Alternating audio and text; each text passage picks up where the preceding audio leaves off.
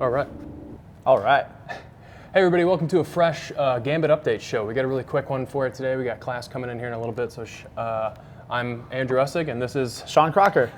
and we're going to try and crank out a quick one, quick update for you. So again, with the competition update, which has been the primary focus on a lot of these videos, because that's what's happening right now. Yes. Competition update, team is in for semifinals. It officially registered. That is in Eagan, Minnesota. Never heard of it. Look it up. Population 2. Yeah. We're gonna find out together. Are you going? I don't think so. I will. I don't care. I'll do whatever. Don't threaten me with it. Don't threaten me with Eagan, Minnesota. So that's June 3rd, 4th, and 5th, which is when we were planning for WOD with Pride. June is Pride Month, and Shawn's got a little more info on that. Yeah, so obviously with team semifinals happening kind of on that day, half of our coaching staff is going to be out in good old Eagan, Minnesota. Big old chunk of the coaching staff just heading out. So we're going to push that back to June 11th.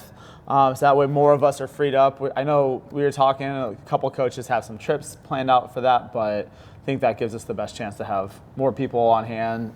Yeah. So yeah, WOD with Pride, June 11th. We're still going to do the tie-dye shirt party on the 24th of May. Yes, sir. May 24th, 4 to 6:30 p.m. So if you're looking, so last year we had I'll give you all the details. We had a full color rainbow shirt, which ended up costing a huge amount of money with all the ink. I can only imagine. And we decided, why don't we let you choose what colors you want on your shirt? So we're going to order a nice white shirt with some cool, hopefully some cool glittery ink, and you can show up on May 24th and tie-dye your shirt. So there'll be 2 shirt deadlines. We may have kind of covered this before, but 2 shirt deadlines. There's one leading up to that May 24th tie-dye party. You'll still be able to get a shirt after that, but you won't get it in time for that tie-dye party.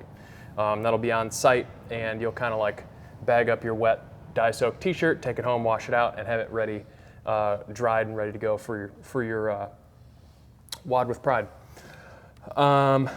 After that, we've of course got Murph on May 30th, as always, so prepare yourselves kind of mentally and physically for that. Hashtag sub 60 Murph. That's you, Rob. Hashtag sub 60. You've done Murph before? Yeah, actually, Handful of times? used to do. I had a year where I think I did it every month. Sounds like a bad time. How much time did you shave off? Not much. So you wouldn't advise that as a No, it wasn't. No, it was more of training like regimen. I don't want to have to think about something. I'm just gonna do Murph. Sure. Weight vest? Yeah, more times than not. You gonna weight More vest times this than year? not. Yeah. Yeah, So last year I did unpartitioned, and that was, I think, my fastest time, oddly enough. I like an unpartitioned Murph. I like to just get Yeah. those pull-ups out of the way. Yeah. So Kelly will generally, for those of you watching, Kelly will generally dictate how we're going to break up Murph. That's the way we like to do it. Murph is traditionally done partitioned however you like. We like to change it up every year and just say, this is how we're going to do it as a gym. Yeah, I love that. We've done unpartitioned. We've done like rounds of Cindy, which is 5 pull-ups, 10 push-ups, 15 squats. We've done double Cindy, which is just double that in half the rounds. So we'll see what Kelly's got in store for us this year. I'm excited. I like, and we've never done 2 rounds. Okay. Just come in Like 50 it. pull-ups. Yeah, I have not done that 50 either. pull-ups, 100 push-ups, 150 squats. That's what It's like Christmas, really. You just show up and here's your It present. really is. So be prepared for that. That's towards the end of May. And then we're going to have further programming updates coming down the pipeline, but we do have the year mostly mapped out. So to give you a heads up, we've had a couple people asking, when's the next strength cycle happening? Towards the end of May, it looks like around the 23rd, right after the semifinals, we're going to kick off at least 1, probably 2 new training cycles, which are going to be 6 weeks. And one is going to be a functional strength cycle, which is just going to be kind of accessory work, not necessarily big lifts like deadlift, squat, that kind of stuff, but single leg stuff, maybe work on some single leg squatting, some mobility. Will kind of just be a good, maybe we'll see some dumbbell bench press and some bicep curls like we used to, but let us, feel free to let us know in the comments what you want to see in a functional strength cycle. And then as we get closer to next year's kind of competition season, we'll start sprinkling those big lifts back in the mix. The next cycle we've got programmed after that should be another CrossFit Total type cycle, which I think is going to be overhead squat and something like other total, which is overhead squat, clean, and bench. Yes. So something kind of along those lines. I don't know if we're going to do bench, but somewhere in there. I don't want to just run the CrossFit total cycle again, which we did last season. Super successful, but kind of boring. I really want to see an overhead squat in a heavy cycle. So be on the lookout for that.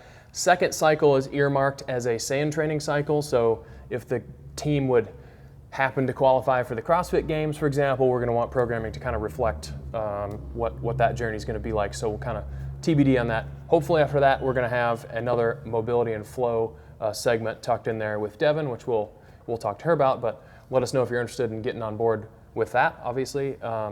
Let us know in the comments if you're interested, and we'll pass that along to her, because the more interest we have, the more likely that is.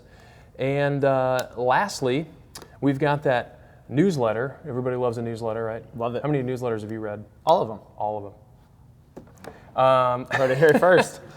According to Pat, we have a stellar open rate on the newsletter. He said Mr. Pat Clark's managing our newsletter right now. He's managing the kind of like overseeing the open stats, click rate, and all that kind of stuff. So if you're not checking it out, check it out, because apparently it's popular. But just a heads up on that, we're kind of targeting the second week of the month to push that newsletter out, and we're going to be shooting update videos, which will be posted right inside that newsletter, which will be specific to kind of newsletter and broader updates. Shawn, anything else to add? No. Okay. We've got a couple local competitions that we've got some teams in, so excited to see that. Always got those local comps, so if you're not in the Facebook group, get in there. That's where Corey will be posting some updates. We're fishing around for team members and that kind of stuff. You trying to be on a backlot bout team? Backlot bout? I can be convinced. I can really be convinced about anything. Same. Let us know if you want to be on our backlot bout team. Team B. Team out of retirement. That's your update for April 25th, Monday. Have a great week, folks, and we'll see you next time. Yeah, see ya.